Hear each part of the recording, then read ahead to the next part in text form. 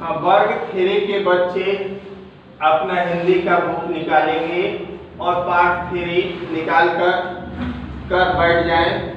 मैं आज इस पाठ का पढ़ा दे रहा हूँ तथा अगली बार हम लोग प्रश्न का उत्तर लिखेंगे। इस तरह सभी बच्चे अपना अपना बुक निकालें। पाठ 3 मैं गंगा हूँ। यहाँ लेखक माने गंगा के महत्व के बारे में बताना चाहता है कि सब नदी गंगा जो होती है वह एक पवित्र नदी है और यह हमारे उत्तर भारत से होकर बहती है। गंगा मैं गंगा हूँ माने वह कह रहे हैं कि नदी माने नदी गंगा एक नदी है। मेरा जन्म हिमालय की गोद में हुआ। तो गंगा का जन्म जो है वह हिमालय की गोद से हुआ। गंगा मुख्य रूप से हिमालय से निकलती है। पुराणों में मेरा जन्म को लेकर एक कथा मिलती है कि अपने पुरखों के उद्धार के लिए भागीरथी मुझे स्वर्ग से पृथ्वी पर लेकर आए थे। पहले गंगा को लाने वाले भागीरथ थे। सर्वप्रथम भागीरथ ही गंगा को पृथ्वी पर लाए थे। इसीलिए मेरा नाम भागीरथी रखा गया। गंगा का दूसरा नाम भागीरथी भी कहा जाता है। छोटी सी धारा के रूप में मैं उस स्थान से निकली जिसे गोमुख कहते हैं। तेज गति से मैं नीचे लुढ़कती चली और मेरा रूप निखरने लगा। जब वह हिमालय पहाड़ से नीचे उतरती है और जब वह मैदानी भाग में प्रवेश करती है तो गंगा का रूप जो होता है वह निखर जाता है। पहाड़ों को चीरती और चट्टानों से टकराती हुई उछलती कूदती मैं आगे बढ़ती गई। और इस तरह गंगा अपने मार्ग में पहाड़ों से उतरती है और चट्टानों पर्वतों को पार करते हुए अपने मार्ग में आगे बढ़ती है। देवप्रयाग पहुंची तो अलकनंदा मुझसे आ मिली। तो गंगा जब प्रयाग माने इलाहाबाद इलाहाबाद को ही देवप्रयाग कहा जाता है। वहाँ जो गंगा का मिलन अलकनंदा नदी से होता है, यहाँ मेरा नाम गंगा हो गया। और वहाँ से गंगा जो होता है वह उसका नाम गंगा हो जाता है। ऋषिकेश पहुँचते पहुँचते मैं मैदान में उतरकर बहने लगी। ऋषिकेश से चलकर मैं शिव की नगरी हरिद्वार पहुँची। हरिद्वार को शिव का नगरी कहा जाता है। यहाँ रोज मेरी आरती उतारकर मुझे लोग श्रद्धा से प्रणाम करते हैं। हरिद्वार में प्रतिदिन माने हर एक दिन सुबह और शाम गंगा की आरती की जाती है, जिसे देखने के लिए लाखों की संख्या में भीड़ एकत्रित होती है और लोग इस आरती में भाग लेकर श्रद्धा से गंगा माँ का पूजन और प्रणाम करते हैं। ऋषिकेश, हरिद्वार और काशी मेरे किनारों पर बसे प्रसिद्ध तीर्थ स्थान है। गंगा के तट पर अनेक नगर बसे हुए हैं, जिसमें ऋषिकेश, हरिद्वार और काशी का विशेष महत्व है। हरिद्वार में मेरे किनारों पर साधु संतों की बड़े-बड़े अनेक आश्रम और मंदिर हैं। गंगा के तट पर साधु संतों, ऋषि महर्षियों के बहुत बड़े-बड़े आश्रम और मंदिर विराजमान है। मुझे भारतवर्ष से ही नहीं बल्कि विदेशों से भी तीर्थयात्री स्नान करने और मंदिरों के दर्शन करने यहाँ आते हैं। अक्सर गंगा को देखने के लिए, गंगा में स्नान करने के लिए तथा मंदिरों को दर्शन करने के लिए दूर दूर से लोग आते हैं और गंगा में स्नान कर मंदिर में पूजन करते हैं। मेरे दर्शन कर करने और मुझ में स्नान करने की बड़ी महिमा है। और यहाँ की प्राकृतिक सौंदर्य और वातावरण शांत और मनमोहक है। गंगा के किनारे का जो प्राकृतिक दृश्य होता है और जो वातावरण जो शांत होता है वो सभी को अपने ओर मन मोहित कर लेता है, सभी को अपने ओर खींच लेता है। हरिद्वार में हर 12 वर्ष के बाद कुंभ का मेला लगता है और गंगा के किनारे गंगा के किनारे कुंभ का मेला लगता है। जैसे हरिद्वार प्रयाग में हर एक 12 साल के बाद कुंभ की मेला का आयोजन होता है। मेरे तट पर बहुत से नगर बसे हैं, इनमें बड़े बड़े कारखाने खुल गए हैं और यहाँ गंगा के पास या नजदीक बड़े बड़े कारखाने भी खुल गए हैं। इन सबको मैं ही पानी पहुंचाती हूँ। कानपुर भारत का प्रसिद्ध औद्योगिक नगर है। कानपुर माने भारत का प्रमुख औद्योगिक नगर है जो गंगा के तट पर बसा हुआ है और इन उद्योग धंधों का पानी जो होता है वह गंगा की नदी से ही मिलता है। यहाँ कपड़े चमड़े के बड़े बड़े कारखाने हैं। इन कारखानों से निकला गंदा पानी बड़े बड़े नालाओं के रूप में मुझ में गिराया जाता है। इन कारखानों की जो गंदगी होती है, जो कचरा होता है, वे नालों से होते हुए गंगा में गिर जाती है और इस तरह जल प्रदूषित होता है। कानपुर से चलकर मैं प्रयाग पहुंचती हूँ। यहाँ यमुना से मेरा संगम होता है और जब वह कानपुर से प्रयाग आती है तो यहाँ संगम होता है। इस संगम पर भी प्रत्येक 12वें वर्ष बहुत बड़ा भारी कुंभ का मेला लगता है। इसमें शामिल होने के लिए देश विदेश से लाखों श्रद्धालु आते हैं। तो इस कुंभ मेला में जिस तरह हरिद्वार में कुंभ का मेला लगता है, उसी तरह प्रयाग में भी 12 वर्ष के बाद कुंभ का मेला लगता है और यहाँ देश विदेशों से बहुत से श्रद्धालु आते हैं और गंगा के पावन जल में डुबकी लगाते हैं। मैं फिर आगे बढ़ती हूँ क्योंकि चलना और बहते रहना ही मेरा काम है। लोगों का प्यास बुझाती, खेतों में हरियाली लाती। अब मैं बनारसी पहुँचती हूँ। बनारसी का दूसरा नाम काशी है। बनारस का दूसरा नाम क्या है? काशी। काशी बहुत बड़ा तीर्थ है। यहाँ बाबा विश्वनाथ का मंदिर है। काशी में बाबा विश्वनाथ का मंदिर है जो बहुत ही प्रसिद्ध है। इसे आदि मंदिर भी कहा जाता है और भारत की मिली जुली संस्कृति का बड़ा केंद्र है। बनारसी जो होता है वह भारतीय संस्कृति में एक विशिष्ट महत्व है। यहाँ अनेक मंदिर हैं। बाबा विश्वनाथ का दर्शन करने के लिए लोग दूर दूर से विदेशों से लोग आते हैं और बाबा विश्वनाथ का दर्शन करते हैं। बनारसी तक आते आते मुझ में छोटी बड़ी 50 नदियाँ मिलती है। मैंने जब वह बनारस गंगा पहुँचती है तो उसमें बहुत सारी नदियों का पानी मिल जाता है। बनारसी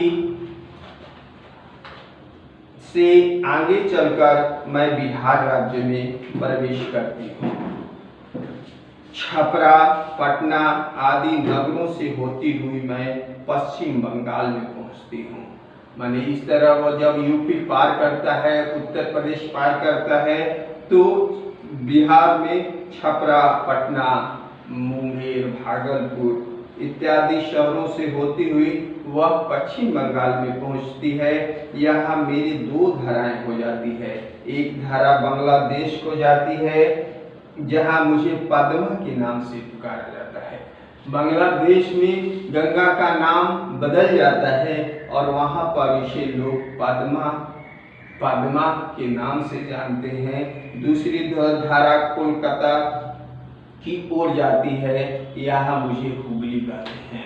और जो दूसरी धारा कलकत्ता की ओर जाता है उस गंगा को हुगली के नाम से जानते हैं। अंत में मैं मीलों लंबी यात्रा पूरी करने के बाद बंगाल की खाड़ी में समुद्र से मिल जाती हूँ और इस तरह वह अंत में वह बंगाल की खाड़ी में मिल जाती है।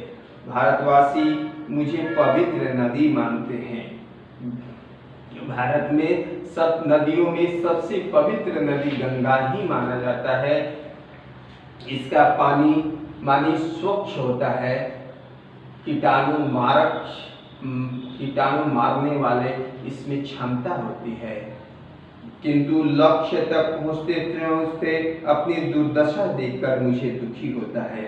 अंत में वह मनुष्य जाति से कहती है कि जब मैं अपनी बंगाल की खाड़ी में गिरती हूँ और अपनी दुर्दशा को देखती हूँ तो बहुत ही दुख पहुँचता है। गंगोत्री से चलते समय मेरा स्वच्छ श्वेत निर्मल चांदी जैसा रूप होता है, लेकिन बनारसी तक पहुँचते मटमैला और दूषित हो जाता है। गंगा कहती है कि जब मैं गंगोत्री से निकलती हूँ तो मेरा रूप जो होता है स्वच्छ होता है, साफ सुथरा होता है, लेकिन बनारस तक पहुँचते मेरा रूप बिल्कुल पानी क्या हो जाता है, मटमैला हो जाता है और दूषित हो जाता है। इसका मुख्य कारण है कि जो गंगा के किनारे बड़े बड़े उद्योग धंधों का विकास हुआ, औद्योगिक केंद्र बन गया और उसका जो कचरा है शहरों की नालियों की पानी गंगा में बहा दी जाती है, जिससे मेरा जल दूषित हो जाता है। कारखानों से निकले रसायन और शहरों का गंदा पानी और कचरा मेरा निर्मल जल को प्रदूषित कर देता है। मुझे भारत की राष्ट्रीय नदी होने का गौरव प्राप्त है। भारत का राष्ट्रीय नदी गंगा ही है, इसीलिए मेरे जल को शुद्ध रखने के लिए प्रयास शुरू हो गए हैं। लोगों को भी मेरे जल को प्रदूषित न करने के लिए जागरूक किया जा रहा है। मुझे प्रसन्नता है कि शीघ्र ही मेरा जल वैसा ही स्वच्छ और निर्मल हो जाएगा जैसा हिमालय की गोद से निकलते समय रहता है। मुझे स्वच्छ रखना और आप सभी के प्रयत्नों से ही संभव है।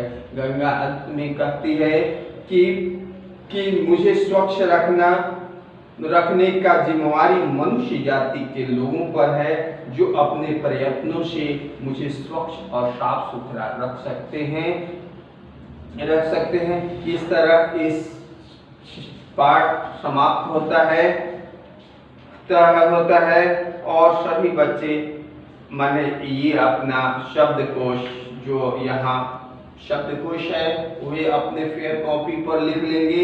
अगली बार हम लोग प्रश्न का उत्तर करेंगे। Thank you. अब हम लोग पाठ को पढ़ लिए। मैं गंगा हूँ। इसके बाद हम लोग अब प्रश्न का उत्तर लिखेंगे। सभी बच्चे अपना कॉपी निकालकर प्रश्न का उत्तर लिख लें। अब मैं प्रश्न का उत्तर लिखवा रहा हूँ, तुम लोग अपने कॉपी पर लिखो। प्रश्न का है गंगा का जन्म कहाँ हुआ।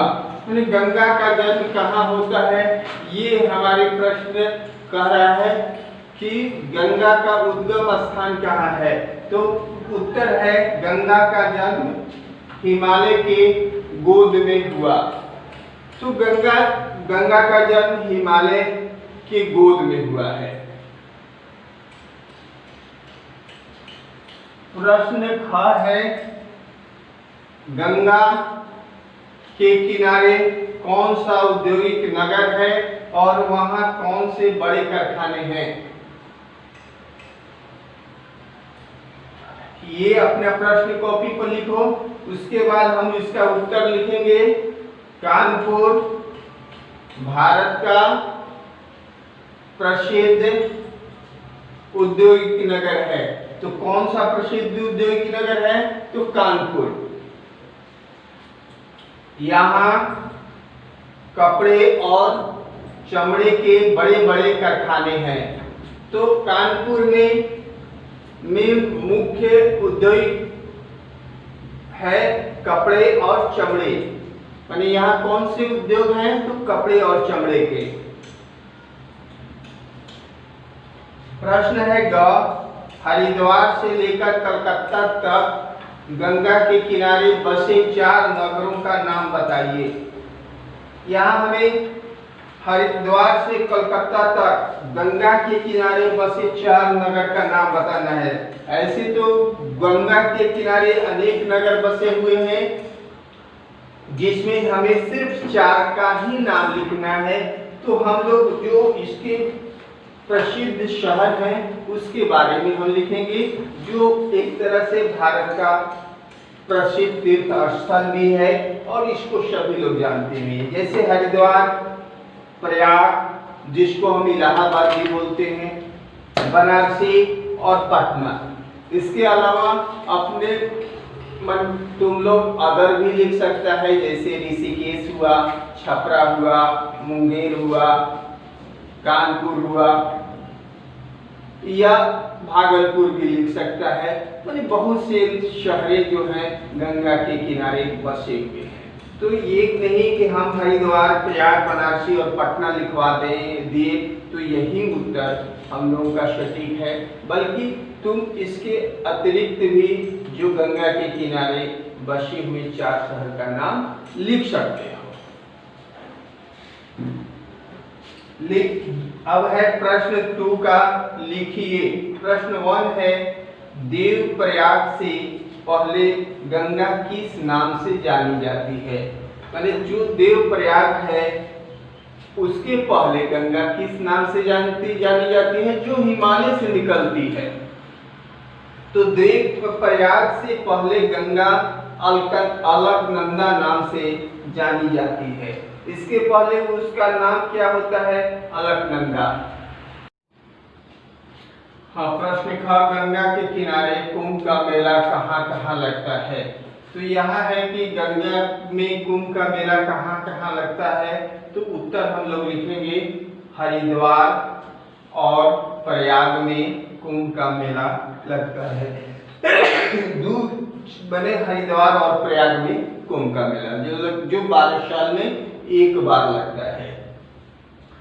प्रश्न ग है, पश्चिम बंगाल में गंगा किन 2 धाराओं में बढ़ती है?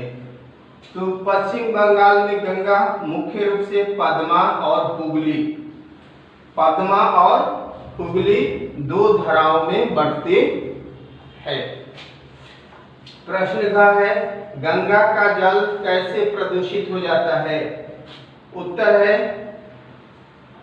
कारखानों से निकले रसायन और शहरों का गंदा पानी तथा कचरा मिलने के कारण मेरा जल प्रदूषित हो जाता है।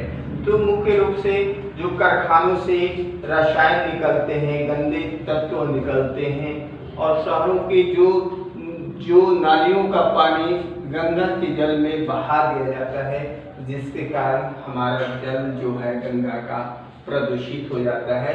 इस तरह प्रश्न का पाठ 3 का प्रश्न का उत्तर लिखा दिया गया है। सभी बच्चे अपनी कॉपी पर लिख लेंगे और स्कूल खुलने पर चेक करा लेंगे। Thank you.